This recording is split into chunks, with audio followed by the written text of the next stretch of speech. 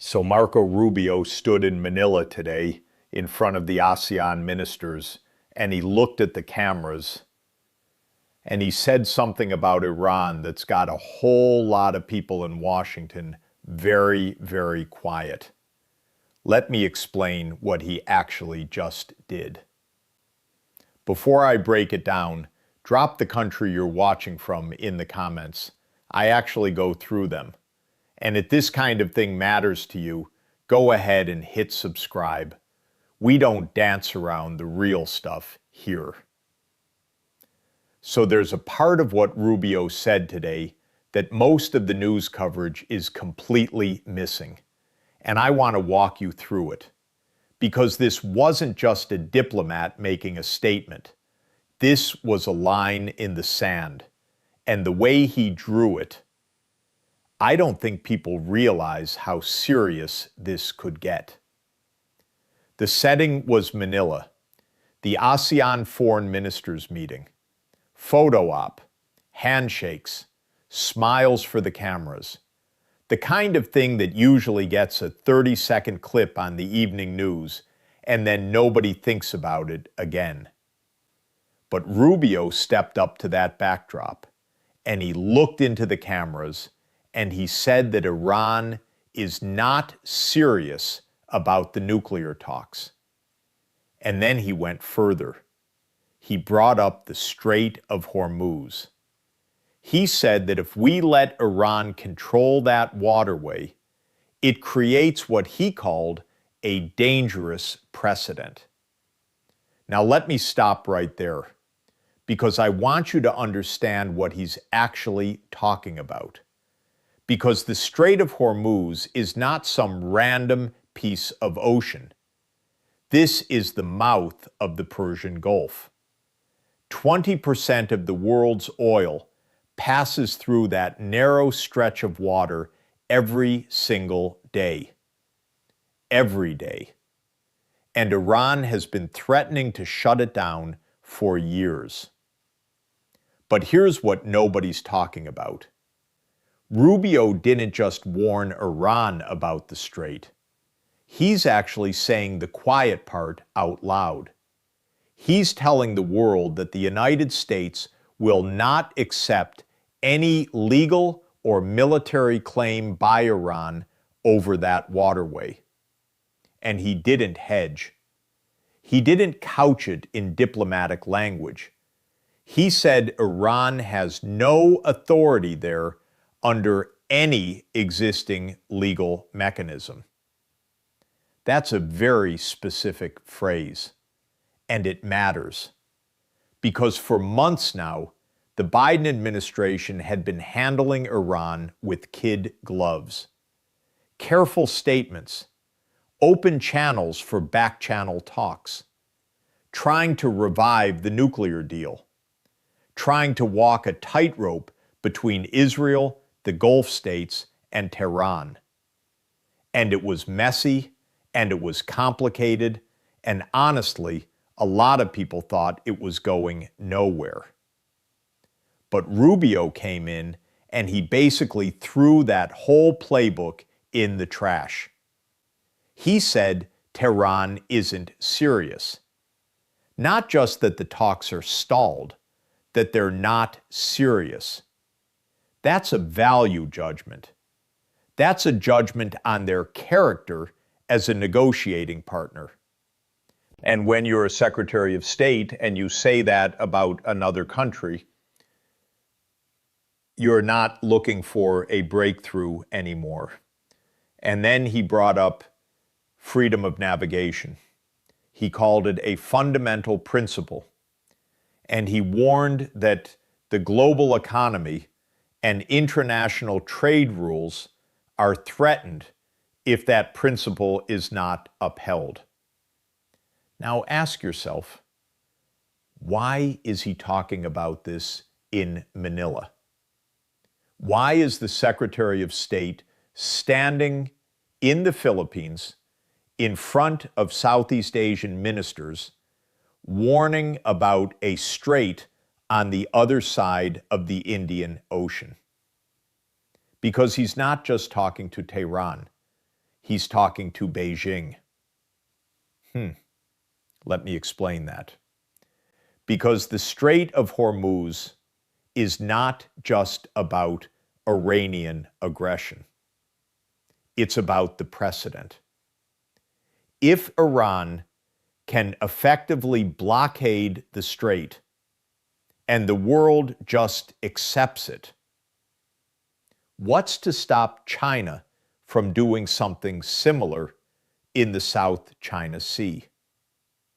What's to stop North Korea from threatening the Sea of Japan?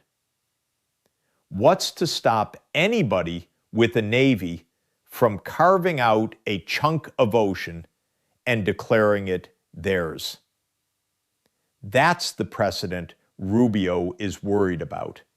He said it himself. That word precedent is doing a lot of heavy lifting in that statement. And if you read between the lines, what he's really saying is that the United States is going to enforce freedom of navigation, one way or another. And here's the part that I think a lot of people are sleeping on. Iran's response to all of this has been weirdly quiet. Usually when the U.S. Secretary of State calls them out like this, they fire back within hours. There's a statement, there's a threat, there's something. But today, crickets. And that's actually more worrying than if they'd shouted back. Because quiet Iran is calculating Iran. Look, I've been watching this region for a long time, and I've learned that when Tehran goes quiet, it's usually because they're working on something they don't want us to see yet. Maybe it's a military drill. Maybe it's a new proxy operation. Maybe it's a diplomatic back channel we don't know about.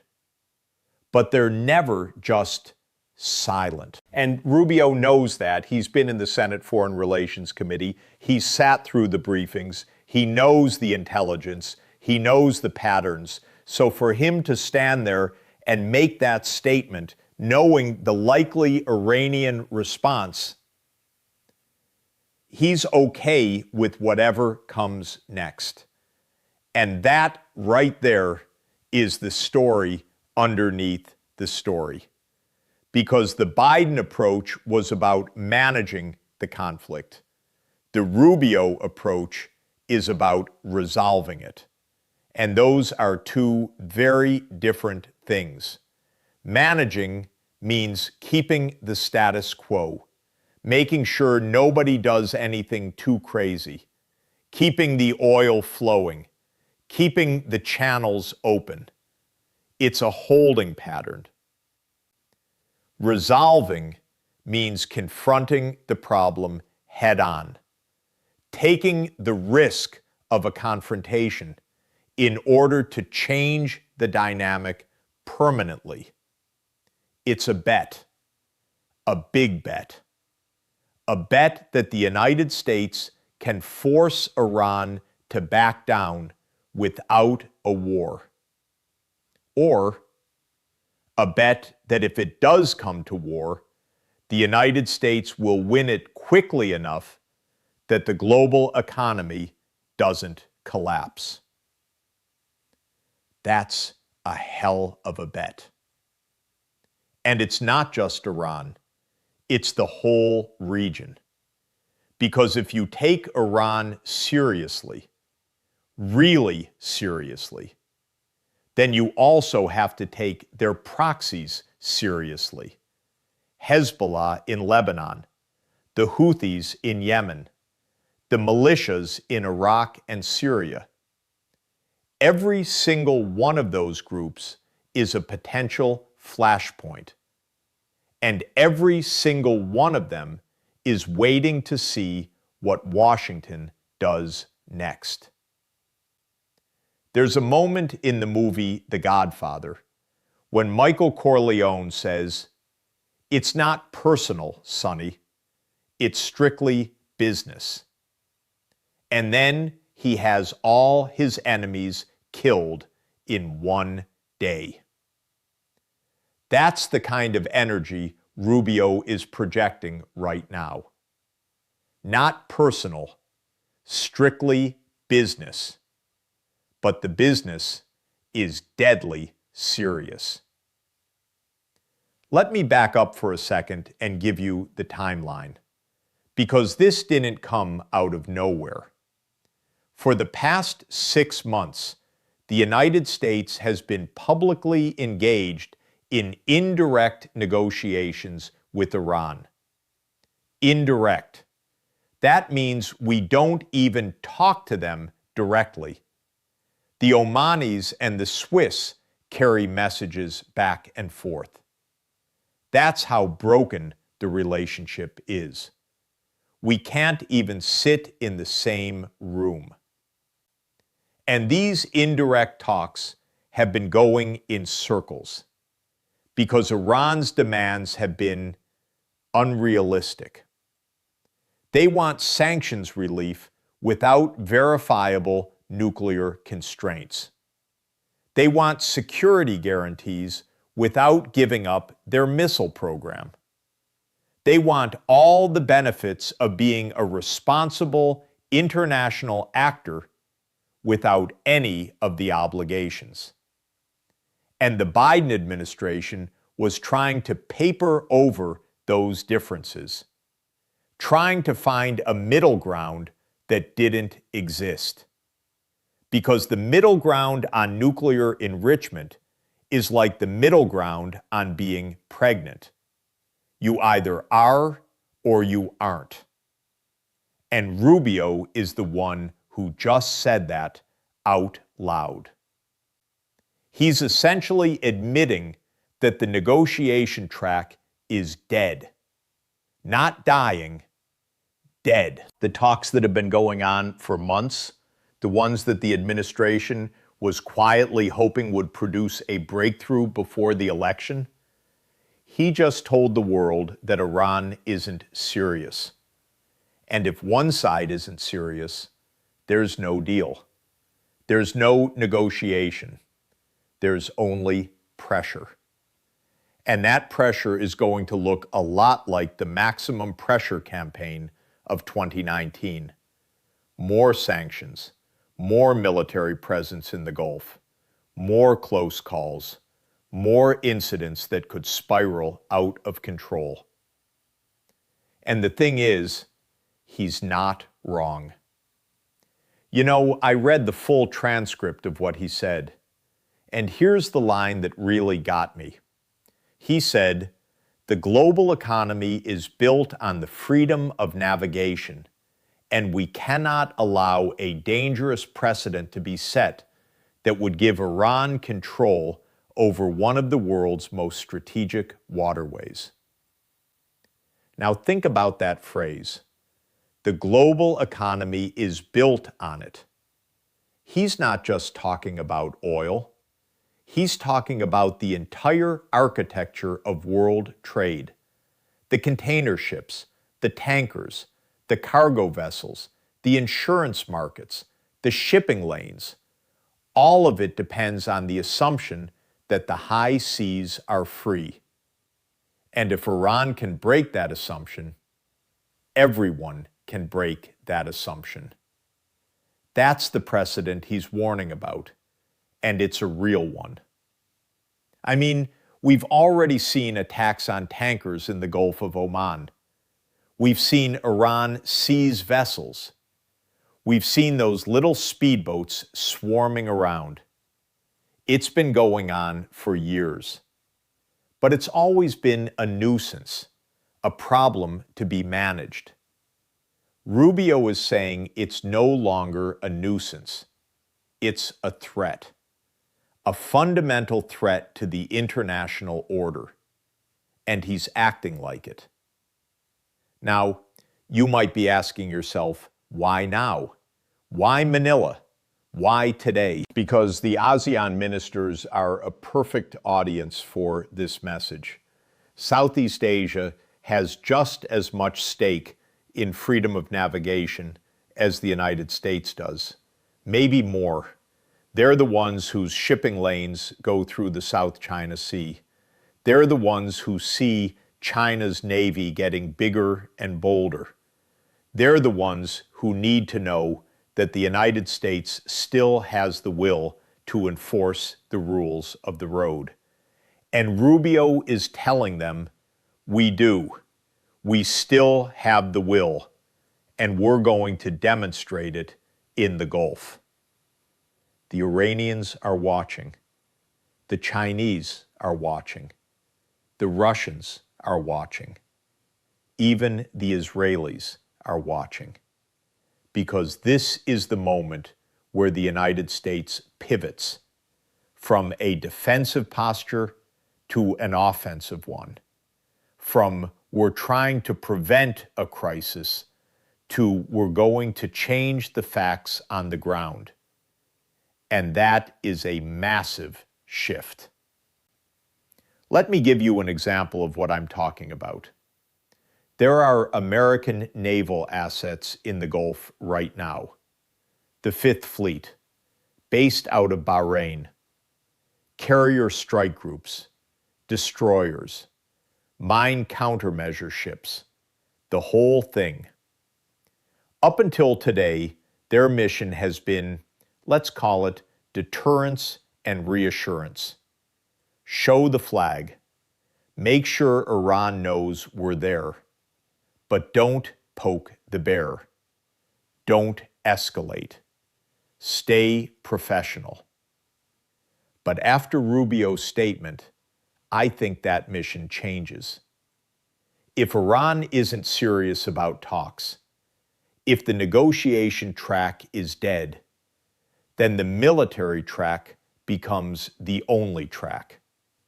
And that means more patrols, more close approaches, more warnings, more signals, all of which increases the chance of an incident. And one incident could be all it takes. Think about the USS Pueblo, or the USS Stark, or the USS Liberty. All of them were incidents. All of them escalated tensions. All of them had consequences that lasted for years. And those were in eras when the United States and Iran weren't even at each other's throats the way they are now. Now imagine an incident in the Strait of Hormuz. A destroyer gets hit by a mine. A speedboat collides with a tanker. An Iranian vessel refuses to turn off its targeting radar. Any of those things could happen tomorrow. And if they do, the Rubio doctrine says we respond forcefully. That's what he's setting up.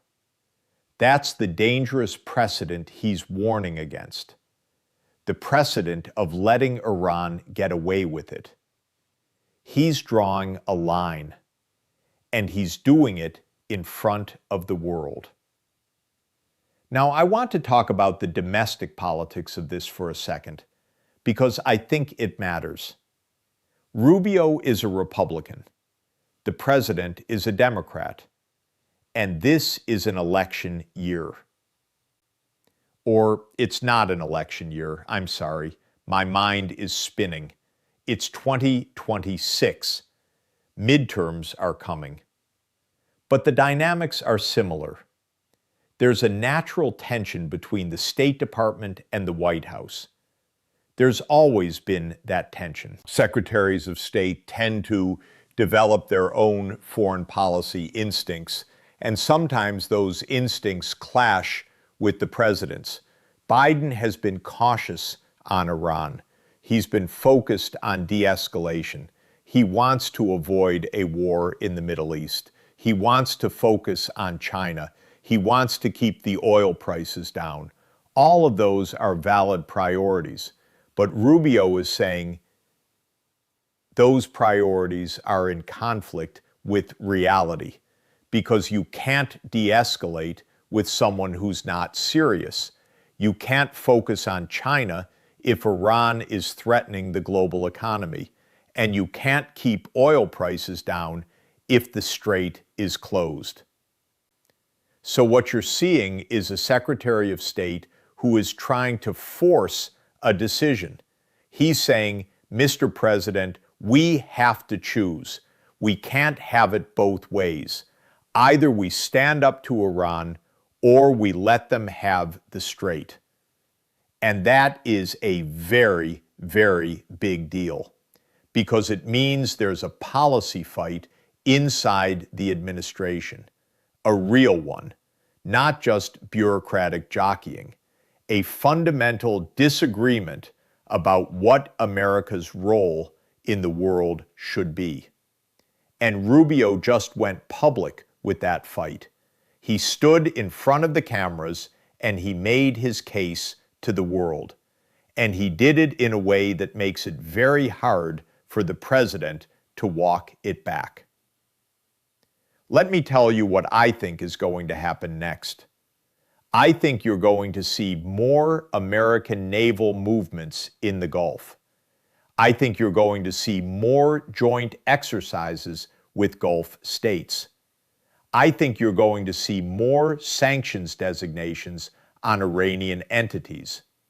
And I think you're going to see Iran respond. They're not going to just accept this. They can't. They have too much invested in their image as a regional power. They have too many proxies who look to them for leadership. They have too much domestic politics wrapped up in resistance to the West. So they'll do something. Maybe it's a new nuclear enrichment announcement. Maybe it's a missile test. Maybe it's a provocative act against a tanker. Maybe it's a rocket attack on an American base. Something to show that they're not intimidated. And when they do, we'll be right back in the cycle of escalation that we've seen a dozen times before. But here's the difference this time. Rubio is not Biden. He's not looking for a way out. He's looking for a way through. He's looking to break the cycle.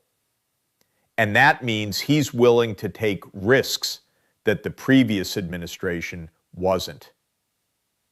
And that's where it gets scary.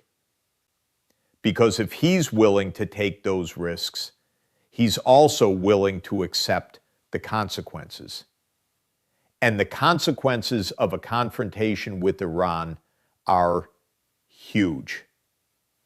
Global oil prices spike. Global markets tank. Regional conflicts flare up. Terrorist attacks on American targets. The whole thing could get very, very ugly very quickly. And this is what nobody in Washington wants to admit. The Iranian problem doesn't have a good solution. Every option is a bad option. War is bad. Capitulation is bad. Doing nothing is bad. There's no third way. There's no magic bullet. There's no clever diplomatic trick that's going to make it all go away. Rubio knows that, and he's choosing the option that he thinks is least bad, which is to stand firm and force Iran to make a choice: back down or escalate. And I think he's making that choice for the right reasons. I really do. I think he genuinely believes that the international order is at stake. I think he genuinely believes that Iran is a threat. I think he genuinely believes that the United States has to lead. But I also think he's taking a big gamble. A really big one. Because if Iran doesn't back down, if they choose to escalate, then the United States is faced with a very, very difficult choice. Do you go to war? Do you launch airstrikes?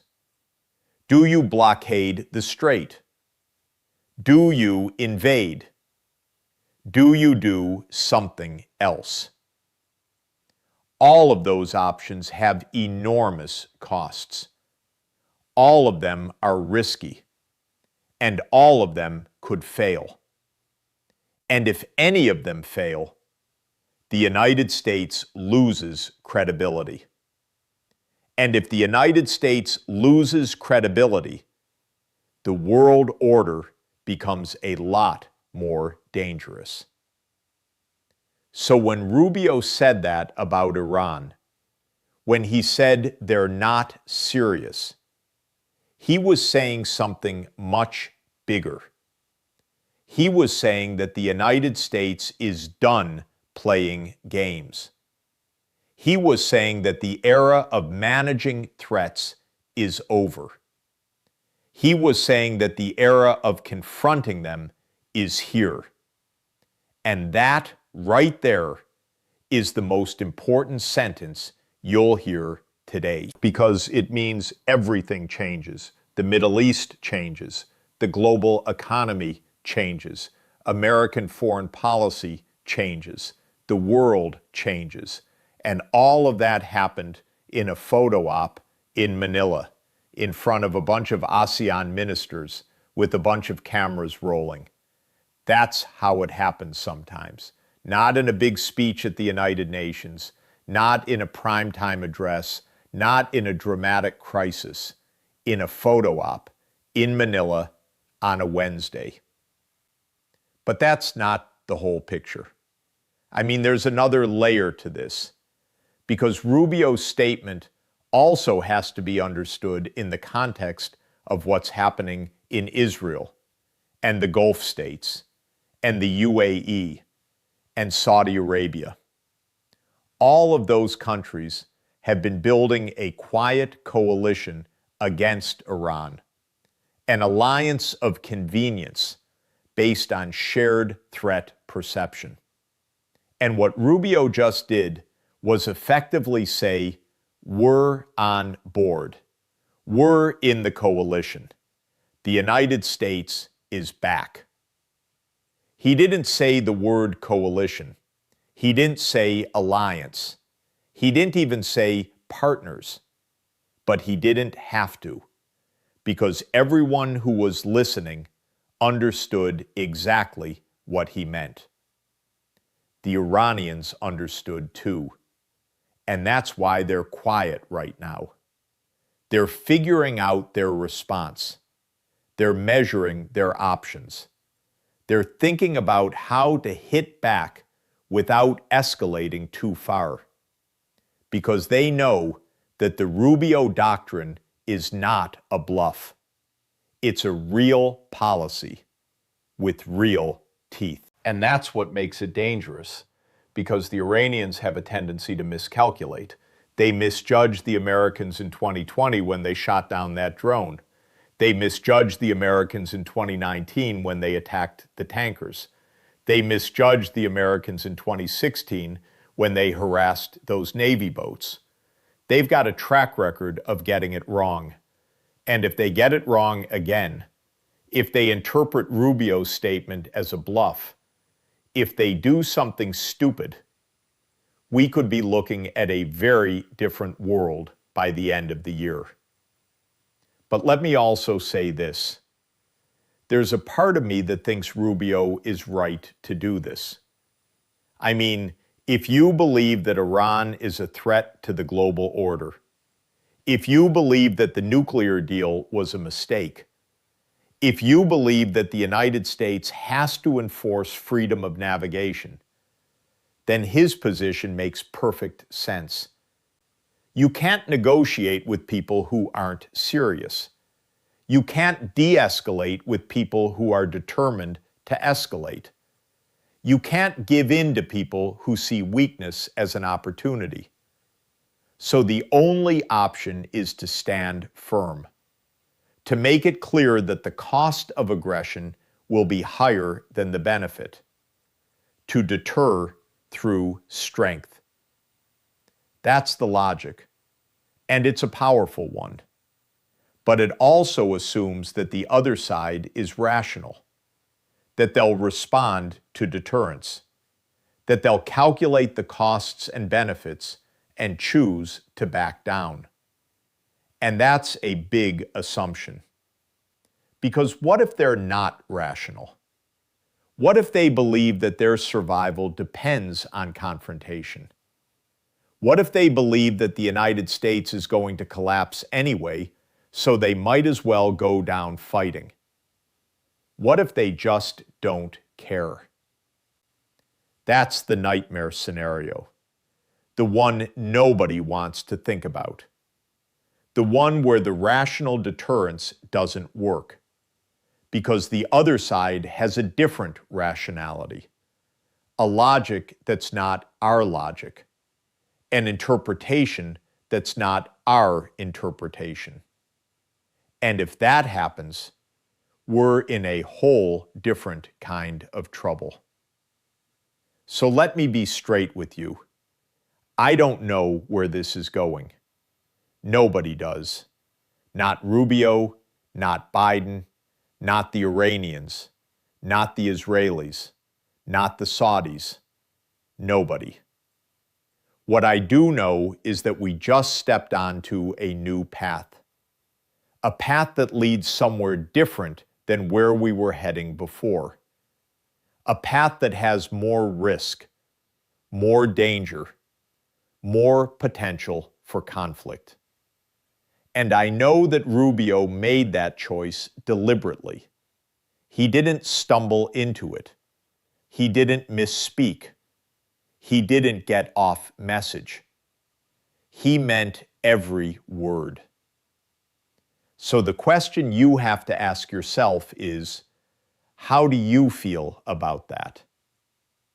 Because this isn't a movie. This isn't a video game. This is real life with real consequences. Real people, real families, real economies, real lives. And the person who just made that decision, Marco Rubio, he's not an ideologue. He's not a warmonger.